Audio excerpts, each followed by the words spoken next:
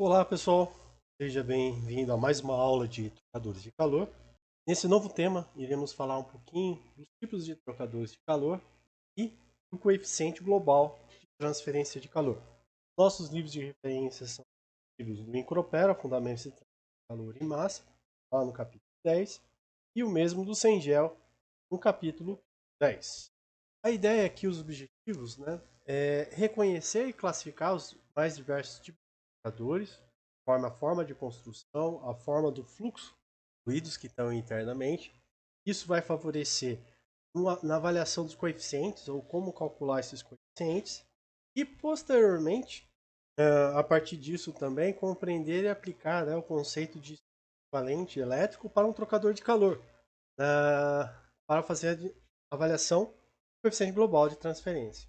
Então, os trocadores de calor, como nós já vemos discutindo, são utilizados em diversas áreas, do conhecimento, seja para condicionamento de ambientes, refrigeração industrial, na forma aqui de um sistema de compressão a vapor, geração por vapor, ou seja também por uma bomba de calor, que é o inverso com a condensação. Então, se a gente for ver os equipamentos, as evaporadoras e as condensadoras, eu tenho uma evaporadora, um sistema compacto, um ar-condicionado de janela. Existe dispositivo externo, quase externamente, para fazer essa troca de calor. Também um sistema aqui para fazer transferência. No sistema de refrigeração industrial, eu tenho o evaporador, que, a grosso modo, é um fluxo de ar dentro da câmara que passa internamente dentro do sistema. Aqui eu tenho um fluido a uma outra temperatura, somente mudança de fase. Mesmo eu tenho aqui externamente um outro trocador de calor. Na indústria de produção de energia, a gente pode destacar a produção, ou pelo menos a operação do nosso circuito, na forma de um sistema de Rankine, um gerador de vapor. Então, se olharmos aqui, eu tenho aqui nosso combustor. Essas paredes do combustor eu tenho água. Então, aqui eu estou com fluido a uma alta temperatura. Existe uma variação de temperatura aqui, vai começar a ocorrer a troca de transferência. Mas se olharmos aqui as paredes são trocadores de calor. Posteriormente, eu tenho sistemas com um superaquecimento primário ou secundário do nosso sistema, são trocadores de calor, onde eu tenho fluxo de gases internamente, eu tenho vapor ou líquido passando, no caso a água. Eu tenho também outras partes do nosso sistema, seria para ou aquecer a água antes de entrar no nosso caldeirão, ou para aproveitar aqui, um recuperador de energia, ou eu posso também aquecer gases antes da entrada no nosso sistema aqui, antes da combustão. Ao mesmo tempo, eu tenho outros trocadores de calor no meu sistema, embora não estejam visíveis, mas nesse caso seria um trocador de calor, transferência de calor e massa, onde além da energia eu tenho transferência de massa do meu sistema. As aplicações dos trocadores de calor. Aqui alguns tipos de caldeirão interno, do gerador, vapor, são os perfis, mais diversas formas. Nesses casos aqui, os gases passam pelo lado externo, enquanto que o vapor passa pelo lado interno. Nesse outro caso, também um gerador de vapor, deve-se notar que os gases da fornalha, os gases da combustão, eles passam no interior de tudo e externamente eles passam, aliás, externamente eu tenho água mudando de fase. Então é interessante conhecer os tipos de trocador e as formas para a gente poder discutir qual seria o mecanismo de transferência, quais os coeficientes que eu estou encontrando e qual coeficiente eu vou calcular. Nesse caso, se a gente fosse analisar internamente, eu ia analisar aqui o Reynolds dos gases. Possivelmente esse Reynolds estaria turbulento, o que me daria uma possibilidade de utilização lá da nossa correlação de Titus-Bolter. Então eu tenho um coeficiente aqui interno para fazer esse cálculo. Da mesma forma, se nós olharmos aqui, a gente estaria ocorrendo uma ebulição nucleada. Então, o nosso fluido aqui está em mudança de fase, eu teria uma temperatura, eu teria as correlações para ajustar, mas eu tenho como calcular o H externo. No nosso caso, seria um H ebulição, nucleação, ou nucleada. Então, por isso que nós fizemos anteriormente todos aqueles cálculos de calcular os coeficientes convectivos. Aqui segue o mesmo procedimento aqui dos cálculos. Tem aqui também produção de calor e energia, embora eu utilize o Rankine, o fluido pode ser diferente. Nesse caso aqui também é um gerador de vapor, mas utilizando energia nuclear. Se nós olharmos aqui, eu tenho transferência de calor nesse ponto, tenho transferência de calor nesse ponto.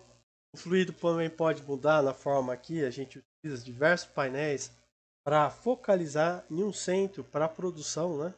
Aqui eu posso utilizar ou a água ou algum outro fluido com propriedades mais adequadas. Mas querendo ou não, tem um trocador de calor, tem um outro trocador de calor, tem um outro trocador de calor e assim sucessivamente. Às vezes, para recuperação de calor em sistemas, tem aqui um sistema de climatização interno. Eu aproveito o ar quente que está dentro do ambiente. Antes dele sair, ele faz um aquecimento do ar frio que vem externamente. Também posso usar um formato inverso. Aqui estaria o ar quente e eu queria climatizar esse ambiente aqui. Então, eu estou jogando o ar frio para fora, mas antes de jogar esse ar frio, eu aproveito também para transferir energia, né? Roubar a energia do que vai entrar. Também aqui não é ativo, para não esteja. E eu poderia também usar dutos canadenses. Que é dutos canadenses? Seriam simplesmente sistemas de circulação fixadas ao solo. Posso pôr ventilador ou posso usar convecção natural do sistema. Eu pego o ar externo para enviar o ambiente. Então, se é um dia muito quente, esse ar externo está a uma temperatura bem maior e a temperatura do solo ela se mantém estável.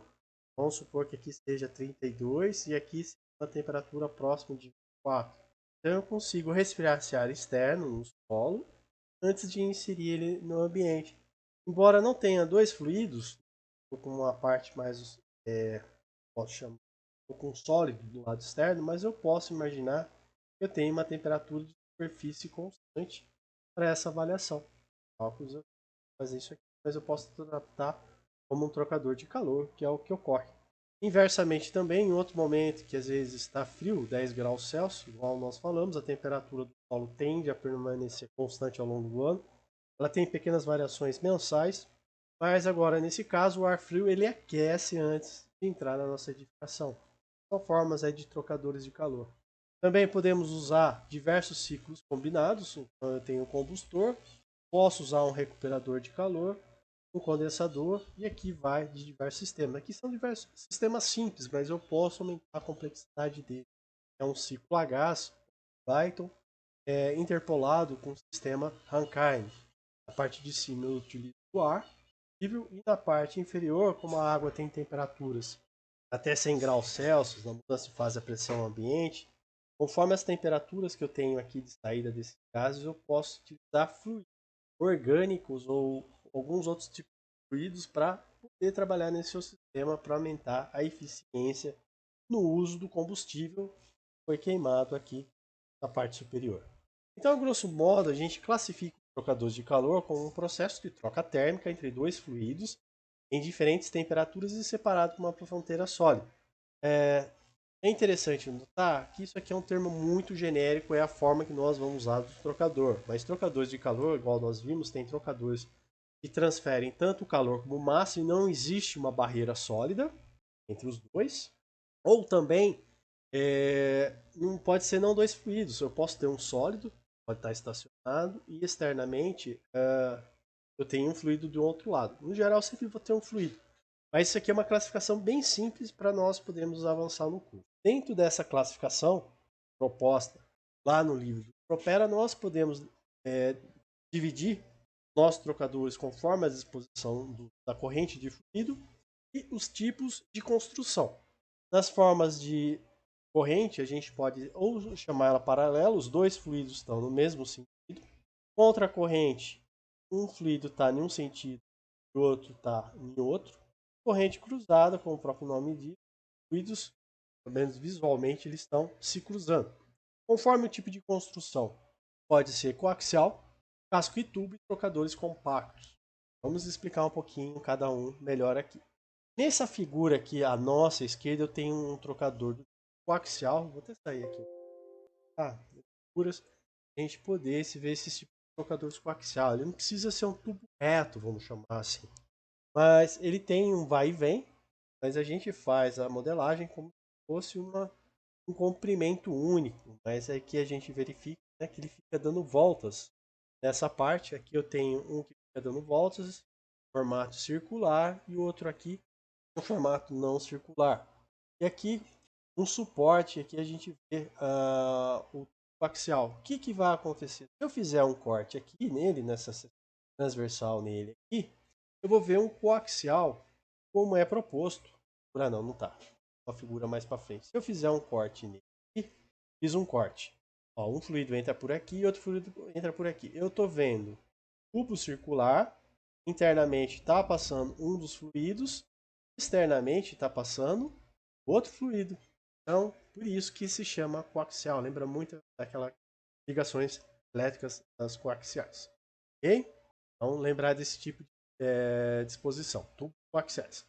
Os fluidos eles podem estar na mesma direção. Então, se olharmos aqui, ó, eu tenho fluido frio na entrada e a temperatura do fluido quente na entrada. E eles vão trocando ao longo da seção do trocador. Se eu pegar essa seção, eles vão trocando e assim vai sucessivamente. Nós olhamos e podemos no máximo ocorrer nesse caso da temperatura quente saída, frio na saída serem iguais ou muito próximos, mas nunca a temperatura do frio vai passar a temperatura do quente. Então uma coisa para a gente notar nesse tipo de escoamento paralelo ou concorrente. No caso contracorrente, um dos fluidos ele vem em sentido oposto, um segue na outra direção. Então isso aqui, se a gente tivesse um X, Y, o fluido externo ele está vindo em uma direção negativa, ele está vindo nessa direção, o inverso de X, enquanto que nesse ele está vindo nessa outra direção. Se olharmos o perfil, que seria o perfil entrada, e aqui eu tenho quente na entrada. O quente na entrada ele está trocando calor aqui, nesse ponto que está a temperatura. Nessa outra secção aqui eu tenho a temperatura da saída e o frio na entrada. Se vocês olharem agora, o frio na saída ele pode ser superior à temperatura do quente na saída, que não ocorreria nesse caso aqui, corrente paralela. O nosso próximo tipo de trocador, também é o próximo, né? A gente fala paralelo, contracorrente. E aqui eu tenho o cruzado. O cruzado, posteriormente, ele pode ser misturado ou não misturado. Vamos tentar entender um pouquinho. Vamos imaginar que do lado externo seria esse trocador de calor. Aqui dentro desses tubos estão passando um fluido, vamos supor que é água líquida, só que ela chega a uma temperatura global e depois é distribuída ao longo de cada duto do que está passando aqui. Então, esse duto passando aqui, ele não se mistura com o que está passando nesse caso, mesma coisa com esse, mesma coisa com esse, e assim sucessivamente. Então, o fluido, ao passar nesse lado interno, ele está não misturado. Se olharmos o lado externo, que é ser de ar atmosférico, eu tenho um ventilador para provar, eu tendo aletas aqui, vai acontecer um sentido similar. Então, ao fluido vir aqui, ele vai separar nas seções, que seria cada seção aqui, são várias, né, diversas. Ele separa em cada seção. Então, essa seção que está aqui mais nessa ponta não está em contato com essa daqui. E assim, ao fluido ir passando ao longo do escoamento, ele não está misturado. Então, se a gente fosse olhar o perfil de temperatura, ela vai variar tanto em função de X como em função de Y. Mesma coisa nesse lado interno. Se olharmos agora o sistema não aletado, só os fluxos usados do ar do lado externo, a gente vai perceber agora que os gases eles vão ter a possibilidade de ficar se misturando a todo momento ao longo do escoamento. Então, nossa temperatura só modificaria em função de X, mas então a temperatura, vamos supor que criasse um perfil aqui, fazer só para a gente. Então, aqui seria a nossa temperatura do quente de entrada.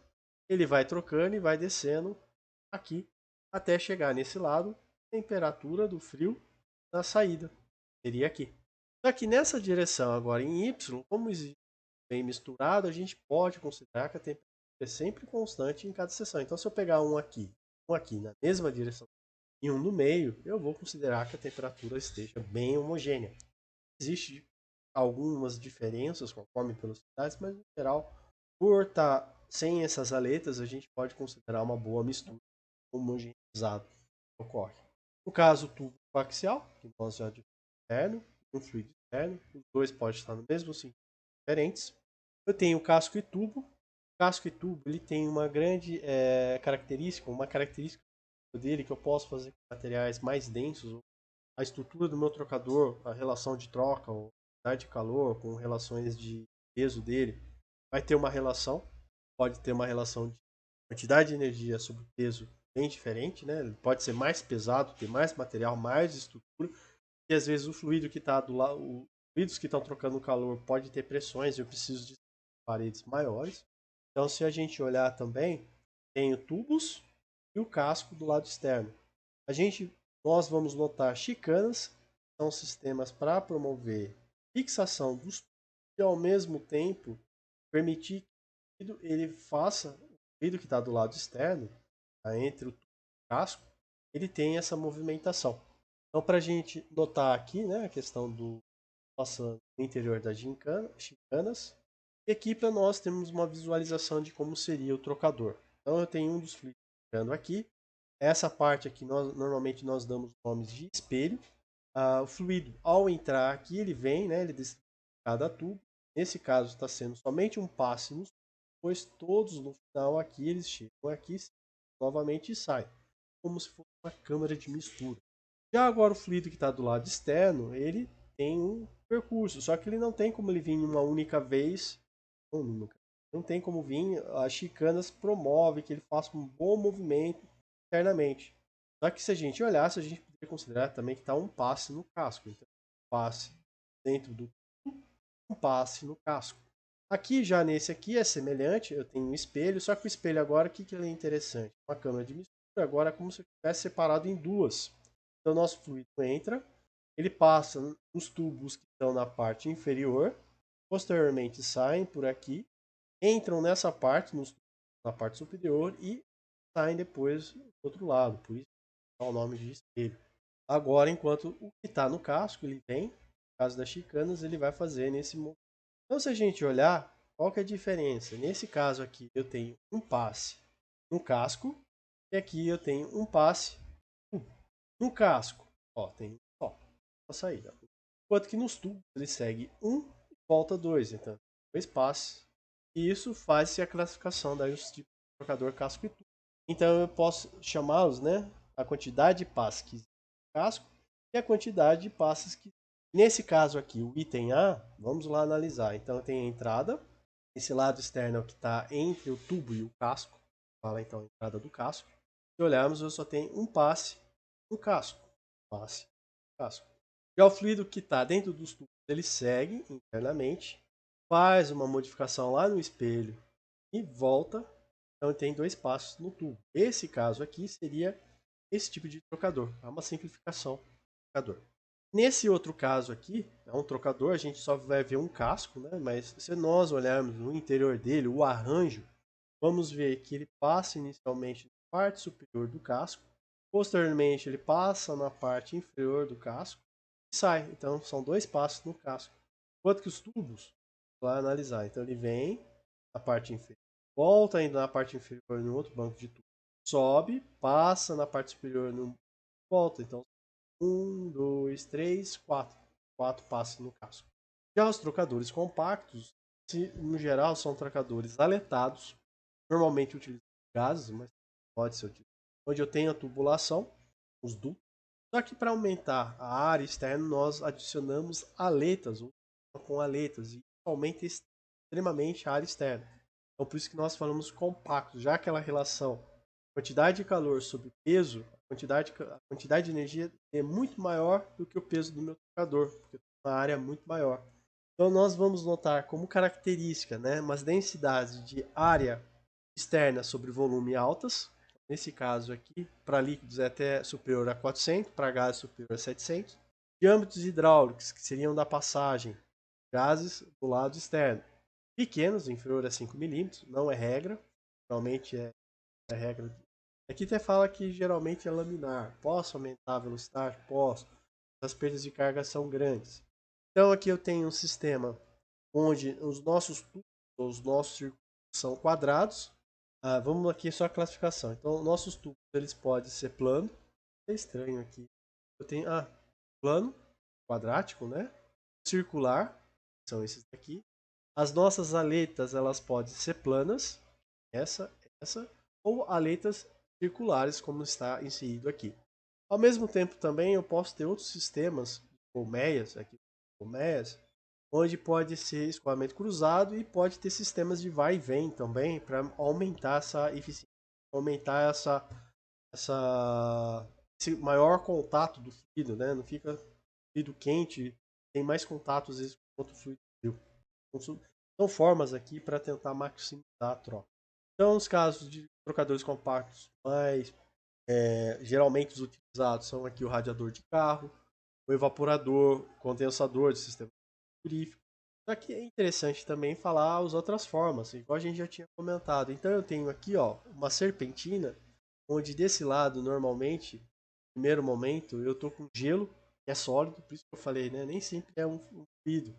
Troca calor com esse lado interno, a parte interna aqui. Então, é como se eu estivesse considerando uma temperatura superficial constante e um passando aqui trocando calor. Outra forma também é um casco tubo bem simplificado, que é o Shell e Coil. Também tem transferência de calor e massa, sabe que aqui é psicometria, além de calor sensível, tem troca de calor latente. Esse calor latente representa a troca de massa. São as torres.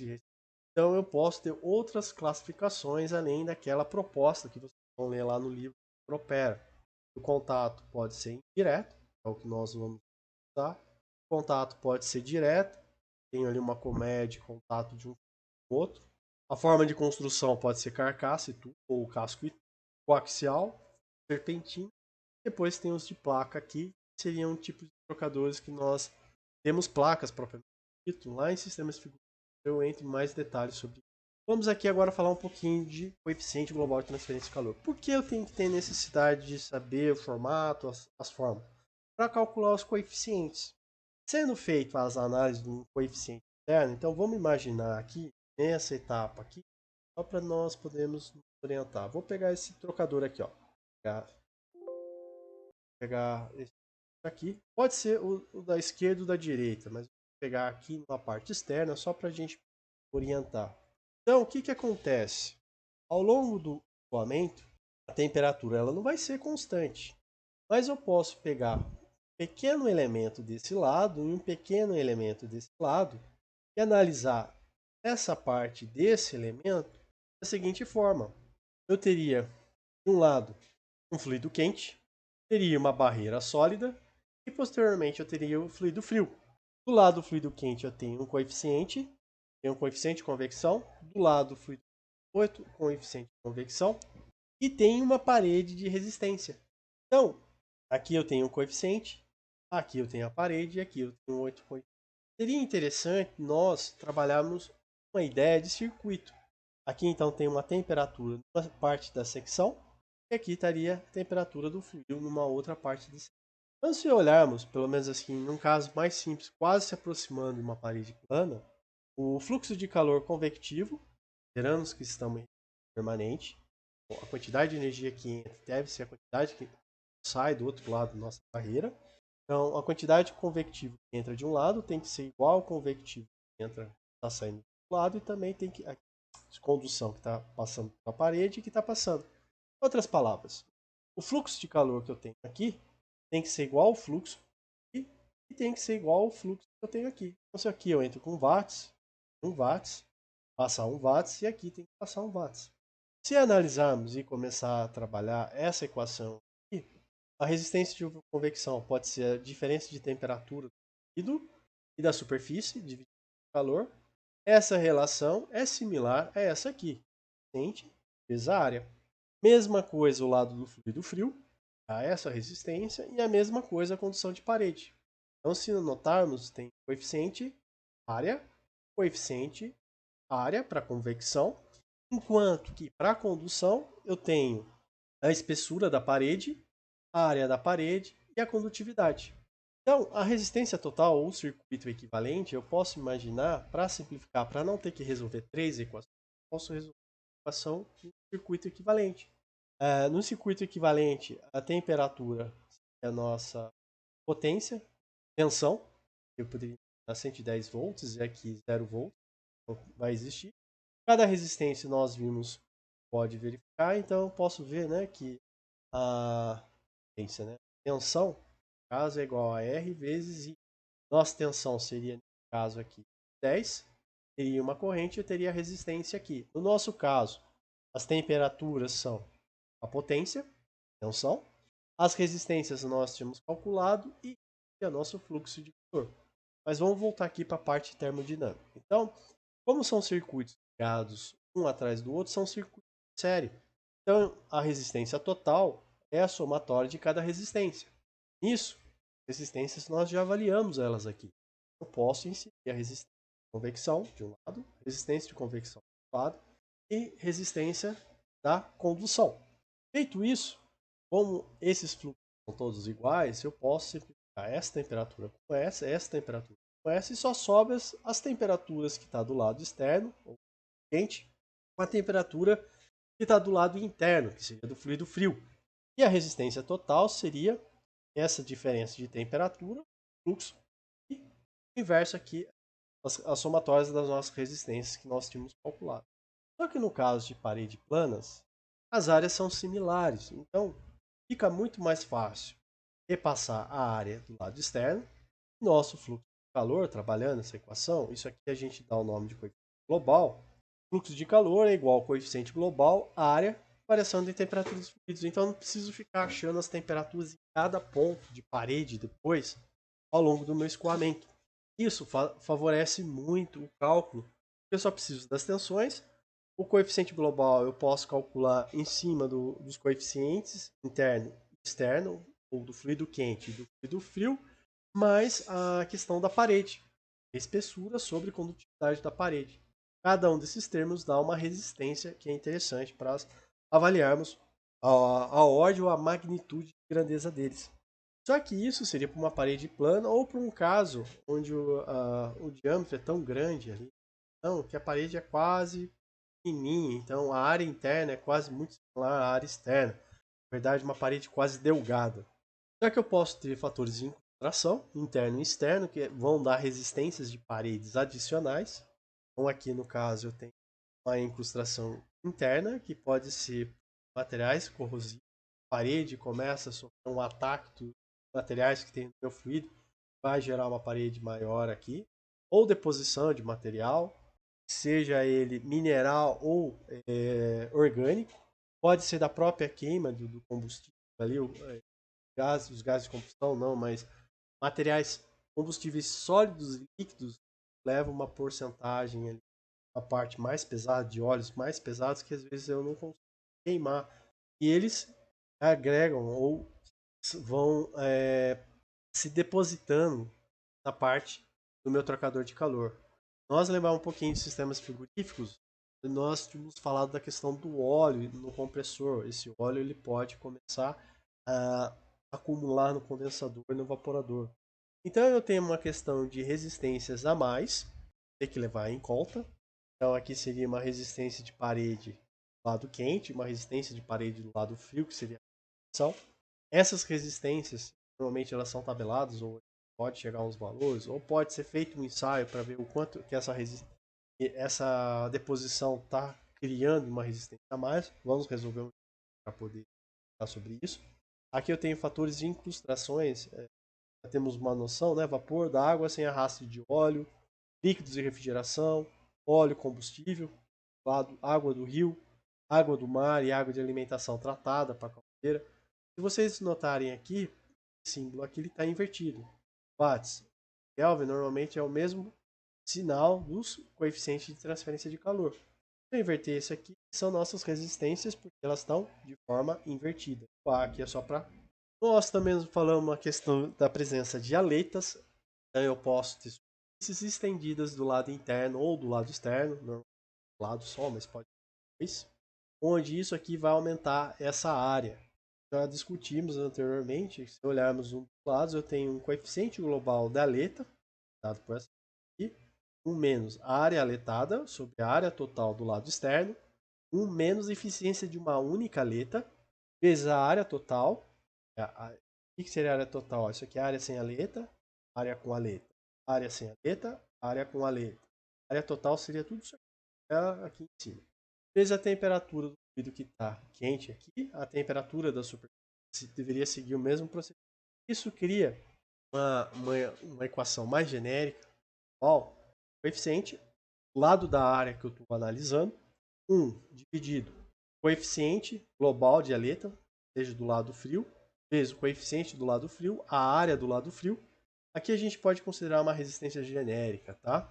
Mas seria do lado frio, resistência de parede, a resistência do lado quente e mesma coisa, coeficiente global, aleta, coeficiente do lado quente, a área do lado quente.